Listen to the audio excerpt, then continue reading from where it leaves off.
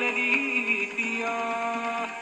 que esta noite nacerás Jesús, fillo da Virxen María, que esta noite nacerás Jesús, fillo da Virxen María. Ai no portal de Belén, tiña que haber un galego, ai no portal de Belén, fora de Ourense ou de Lugo, da Coruña ou Pontevedrés, fora de Ourense ou de Lugo, da Coruña ou Pontevedrés, e tiña que estar, e tiña que haber algún galeguiño per todo Retén, non podía faltar algún galeguiño para turuxar.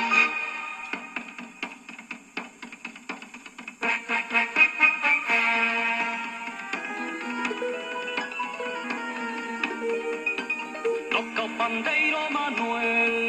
e que non falte le dicía que esta noite nacerás Jesús, fillo da Virxen María, que esta noite nacerás Jesús, fillo da Virxen María. Ai no portal de Belén, tiña que haber un galego,